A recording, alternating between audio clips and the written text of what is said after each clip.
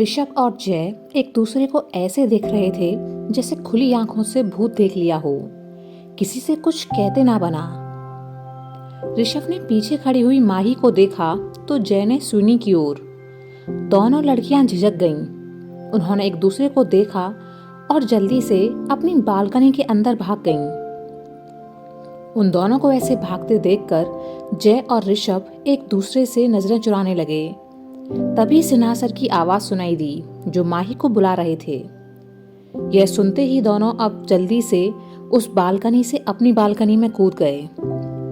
दोनों एक दूसरे को देख अब हंसने लगे और फिर एक दूसरे से नजरें बचा अपनी खराब किस्मत को कोसते भी।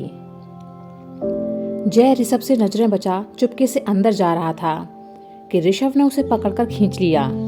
क्यों बेकांडी, तू क्या कर रहा था माही के घर में?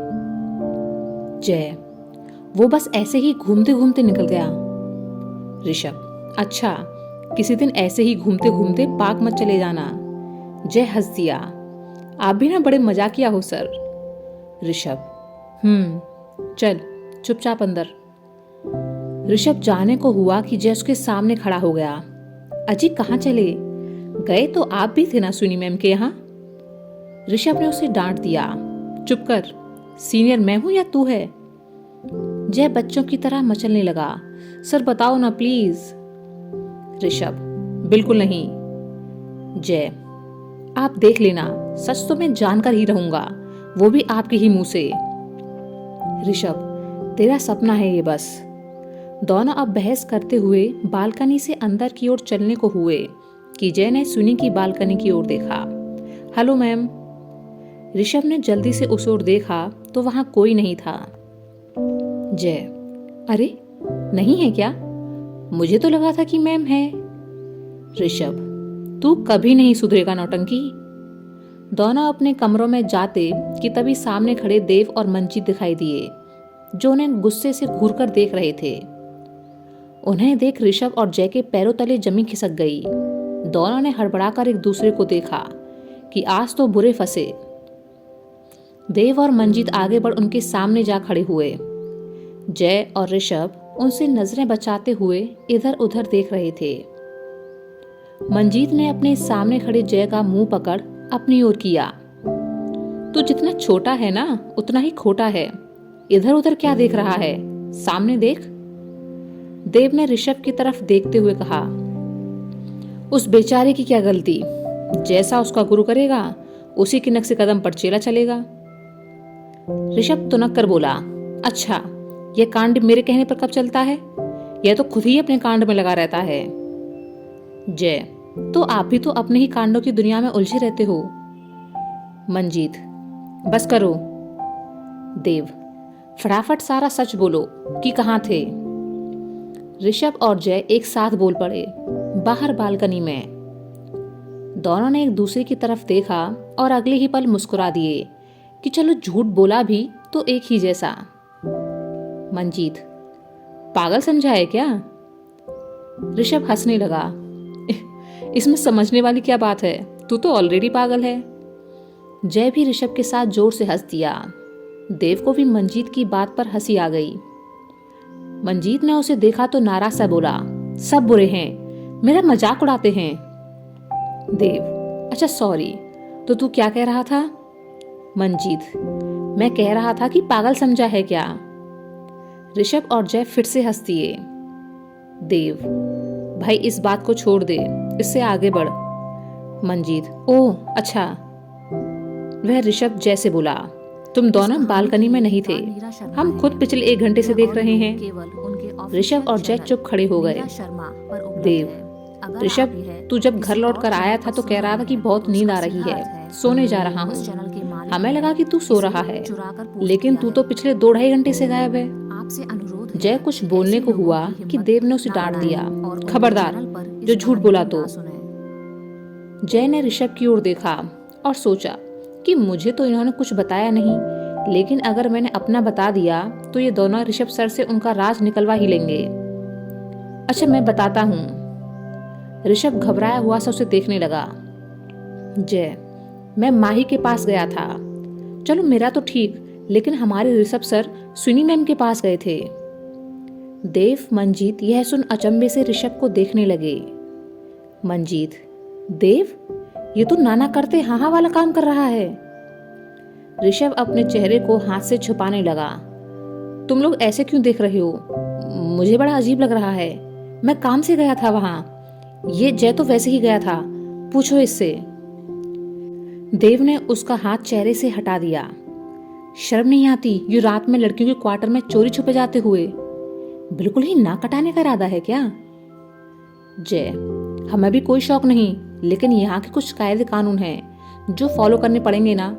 अब अगर खुल्लम खुल्ला दरवाजे से अंदर जाते तो न जाने कितने सोल्जर्स हमें देख लेते और फिर हमारे सीनियर्स तक शिकायत कर देते।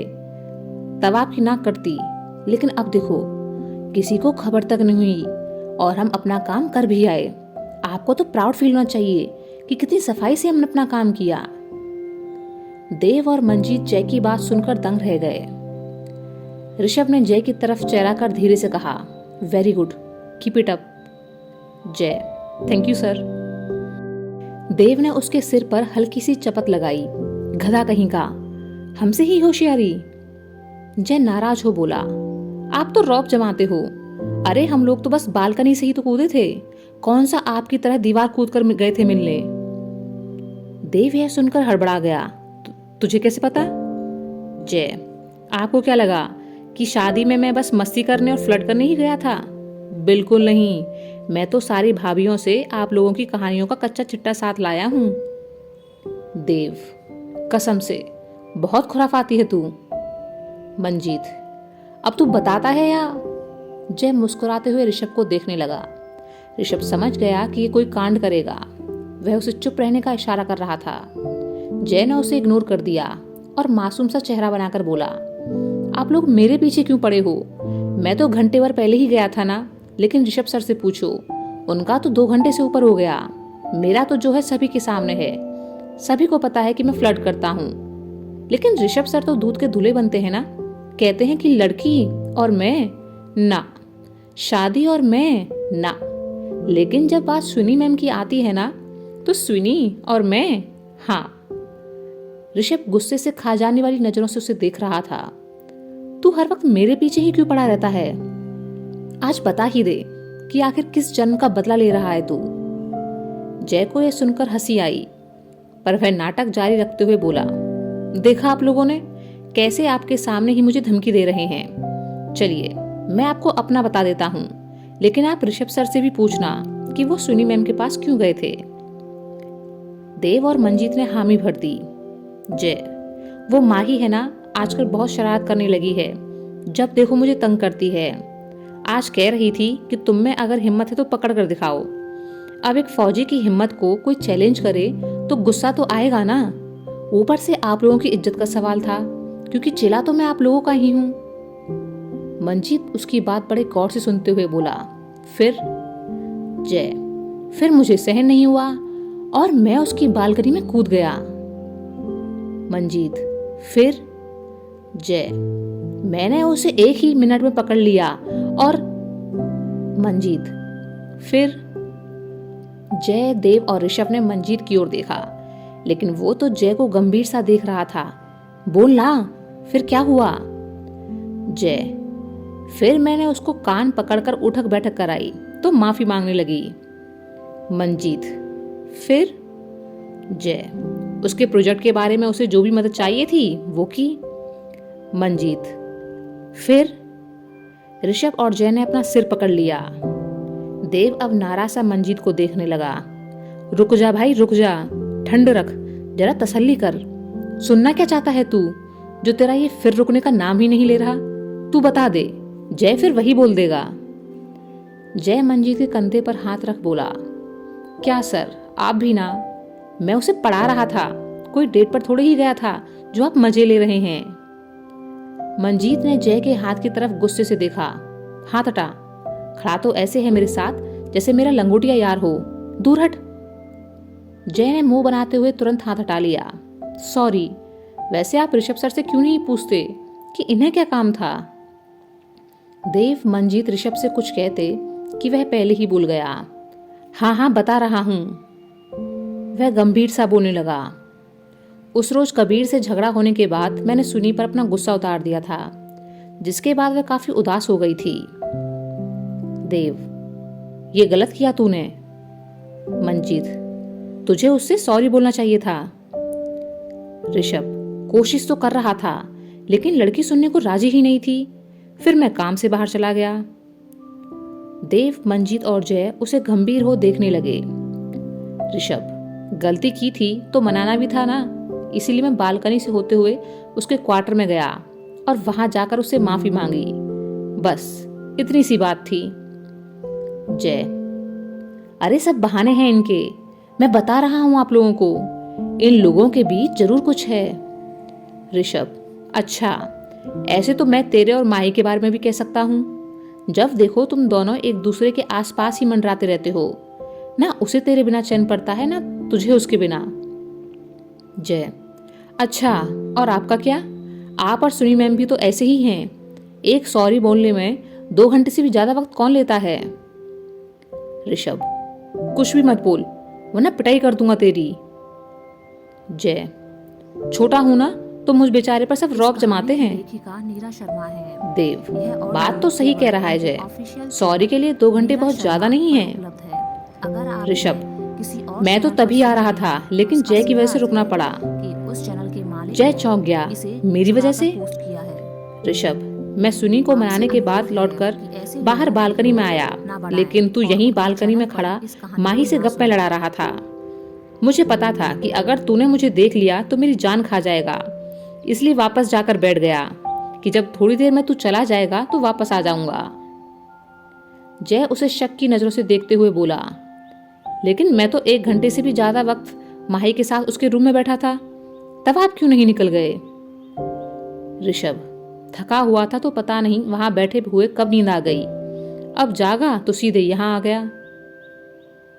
देव, अच्छा ठीक है, जाओ दोनों सो जाओ, रात काफी हो गई है। ऋषभ जय अपने कमरे में चले गए। मंजीत, यार देव, मेरे तो कुछ समझ में नहीं आ रहा कि माजरा क्या है। देव मुस्कुरा दिया, पर मेरे समझ में कुछ कुछ आ रहा है। मंजीत, क्या? देव, जय माही और सुनी ऋषभ। मंजीत मुस्कुरा दिया, सच कहूं तो सुनी को देखते ही मेरे मन में सबसे पहला ख्याल यही आया था कि इसे तो हम अपने ऋषु के लिए ले चलते हैं, और जय माही की तो जोड़ी शुरू से ही अच्छी रही है। देव, मैं भी कई दिनों से नोटिस कर रहा हूं, याद है कैसे सुनी ने हॉस्पिटल में उस रोज ऋषभ को डांट कर चुप करा दिया? तब से मुझे लग रहा था कि ऋषभ के लिए लड़की की तलाश खत्म हो गई। मंजीत, कहीं ऐसा तो नहीं कि ये लड़के हमसे छुपा रहे हैं अपनी फीलिंग्स? देव हंस दिया, नहीं, ये दोनों गधे हैं, छुपाएंगे तो तब जब पता होगा। जय को तो अपनी शैतानियों से फुर्सत नहीं है, और ऋषभ को बस अकड़ दिखानी आती है। एक बार कबीर आ जाए तो उससे बात करता हूं, फिर लड़कियों के दिल का हाल भी तो जानना है। सुनी अपने कमरे में खुशी से झूम रही थी कि तभी राशि भी खुश होती हुई उसके पास आई। सुनी, आज मैं बहुत खुश हूं। सुनी, हम भी बहुत खुश हैं। राशि चौंकी, तू क्यों खुश है? सुनी, पहले तुम बताओ। राशि, आज पापा रोहन के घर गए थे हमारी शादी फिक्स करने, सब सही रहा, और 16 दिन बाद मेरी सगाई, फिर अगले महीने मेरी शादी भी है। सुनी यह सुनकर बहुत खुश हो गई। रोहन के चक्कर में हमें भूल तो नहीं जाओगी कहीं? राशि, कभी नहीं। अच्छा तू बता कि तू क्यों खुश है? सुनी, ऋषभ सर ने आज हमसे सच्ची वाली माफी मांगी, उन्हें अपनी गलती का एहसास हो गया। अब हम दोनों के बीच सब कुछ बिल्कुल सही हो गया है। हम तुम्हें बता नहीं सकते कि हम कितने खुश हैं। राशि एकदम से शांत हो गई। सुनी, क्या हुआ? राशि, मैं चेंज करके आती हूँ, तब आराम से बात करूंगी। सुनी, ओके। राशि अपने कमरे में आ परेशान सी बैठ गई। मैं तो कल सुनी की चाची से बात करने वाली थी इसकी शादी के बारे में, लेकिन सुनी का तो मुझे कुछ और ही लग रहा है। ये ऋषभ सर के नाम से ही इतना ज्यादा खुश क्यों हो जाती है? उनकी हर छोटी बड़ी बात से इसे इतना फर्क क्यों पड़ता है? आज मैं सीधे सीधे पूछ ही लेती हूँ ताकि मुझे भी सब क्लियर हो। वह उठकर चेंज करने चली गई। ऋषभ सोने की कोशिश कर रहा था पर उसे नींद नहीं आ रही थी। बार बार आंखों के आगे सुनी का हंसता खिलखिलाता चेहरा घूमने लगा। उसे याद कर ऋषभ के चेहरे पर मुस्कुराहट आ गई। सबसे अलग है ये लड़की, डरती भी है मुझसे, लेकिन जब गुस्सा करती है तो पता नहीं सारा डर कहाँ भाग जाता है इसका। चॉकलेट से कैसे बच्चों की तरह खुश हो जाती है। ऋषभ यूं ही उसके बारे में सोचते हुए सो गया। राशि सुनी के कमरे में आ उसके पास बैठ गई। सुनना, मुझे तुझसे कुछ बात करनी है। सुनी, हाँ कहो। राशि, देख गलत मत समझना, मैं जो पूछूं उसका सोच समझ कर जवाब देना, समझी? सुनी, ठीक है। राशि अब सुनी के सामने बैठ गई। ऋषभ सर तेरे लिए क्या मायने रखते हैं? सुनी हैरान सी राशि को देखने लगी। मतलब क्या है तुम्हारा? राशि, यही कि तू उन्हें अपना दोस्त मानती है या दुश्मन या कुछ और? सुनी, दुश्मन क्यों मानेंगे हम उन्हें, लेकिन कुछ और का मतलब क्या है राशि? राशि, मैं सीधे सीधे पूछ रही हूं तुझे कि क्या तू ऋषभ सर को पसंद करती है? सुनी, पागल हो तुम, कुछ भी बोले जा रही हो। हाँ वो अच्छे इंसान हैं और हमारे अच्छे दोस्त भी, बस इतनी सी बात है, इससे ज्यादा कुछ और नहीं। राशि ने चैन की सांस ली कि चलो कुछ गड़बड़ नहीं है, कल ही वह चाची से बात कर लेगी। अगले दिन आंगन में खड़े ऋषभ ने जब ड्यूटी के लिए जाने को आंगन में आ खड़ी सुनी को देखा तो उसकी ओर बढ़ चला। वह 2-4 कदम ही आगे बढ़ा था कि राशि क्वार्टर से बाहर आ उसके पास आ खड़ी हुई। उसे देख ऋषभ वापस लौट गया। ये लड़की तारा की तरह चलती फिरती आफत है, बाद में बात कर लूंगा सुनी से, सोचकर वह वापस अंदर की ओर चला कि सामने खड़ा हुआ जय दिखाई दिया जो हंस रहा था। ऋषभ उसे देख रुक गया। जय, समझ सकता हूं सर, अक्सर ना चाहते हुए भी कबाब में हड्डियां मिल ही जाती हैं। ऋषभ अनजान बनते हुए बोला, क्या मतलब? जय, मुझसे तो मत छुपाओ सर, मैंने देखा आपको कि आप कैसे खुश होते हुए सुनी मैम के क्वार्टर की ओर चले थे, लेकिन राशि मैम के आते ही वापस लौटना पड़ा। ऋषभ, नहीं नहीं, वो तो मैं ऐसे ही, पर मैं तुम्हें क्यों सफाई दे रहा हूं? तू तो दुलाई का हकदार है। कल रात तू बहुत स्मार्ट बन रहा था। रुक, अभी बताता हूं तुझे। ऋषभ जय के पीछे उसे मारने के लिए भागा। जय उससे बचने के लिए आंगन में कभी इधर तो कभी उधर हट जाता। ऋषभ, आज नहीं बचेगा तू। जय ने मौका देखा और जल्दी से दीवार फांद कर माही वाले आंगन में कूद गया। वहां से जैसे ही भागने को हुआ कि सामने माही से टकरा गया। दोनों गिरते गिरते बचे। ऋषभ ने जब यह देखा तो हल्के से हंस दिया। सुनी राशि भी उन्हें ही देख रही थी। राशि, ये दोनों एक साथ कितने प्यारे लगते हैं ना? सुनी की नजर हंसते हुए ऋषभ पर थी। बिल्कुल सही कहा तुमने, बहुत ही ज्यादा प्यारे लगते हैं। जय जहां माही को देख मुस्कुरा रहा था, वहीं माही घबराई हुई से उसे देख रही थी। जय धीरे से बोला, तुम घबरा क्यों रही हो? अरे मैं हूं ना, तुम्हारा टेडी बियर, संभाल लिया है ना तुम्हें? माही, मेरी छोड़ो, अपनी सोचो। जय, मतलब? माही ने उसे आंगन में एक और देखने का इशारा किया। सुनी राशि ने जब उस ओर देखा तो जल्दी से हॉस्पिटल के लिए निकल गई। जय ने भी जब उस ओर देखा तो सामने गुस्से से उसे घूरते हुए सिन्हा सर खड़े थे। जय ने जल्दी से माही को छोड़ दिया और बचने के लिए ऋषभ की ओर देखा, लेकिन वो तो पहले ही गायब हो चुका था। सिन्हा सर ने माही को अंदर जाने का इशारा किया तो वो चुपचाप अंदर चली गई। जय अब मुस्कुराता हुआ धीरे धीरे आंगन से निकलने लगा कि सिन्हा सर ने रौबदार आवाज में उसे उनके सामने आने को कहा। जय सोचते हुए आगे बढ़ चला कि पता नहीं आज क्या होगा मेरा। उधर रोहन राधा माँ के पास आया और सुनी की चाची का नंबर दिया। आज ही राशि ने दिया है, आप बात कर लो। राधा माँ जैसे ही नंबर डायल करने को हुई कि रोहन बोला, माँ बस कैसे भी करके हाँ कहलवा लेना, सुनी भाभी बहुत अच्छी हैं, राशि की बातों से पता है मुझे। ऋषभ भाई के लिए इनसे बेस्ट हो ही नहीं सकती कोई और। राधा माँ, वो तो मुझे देखते ही पता चल गया था। अब तू बाहर जाकर खड़ा हो जा, कहीं तारा या मौली ना आ जाएं, वरना मेरा प्लान खराब हो जाएगा। रोहन जल्दी से कमरे के बाहर जा खड़ा हुआ। अंदर राधा माँ ने ऊपर वाले का नाम ले सुनी की चाची को फोन लगा दिया। लगभग 20 मिनट हो चुके थे। रोहन बेचैन हो रहा था जानने को कि आखिर क्या बात हुई होगी और माँ अभी तक बाहर क्यों नहीं आई। वह अब जल्दी से कमरे में चला गया।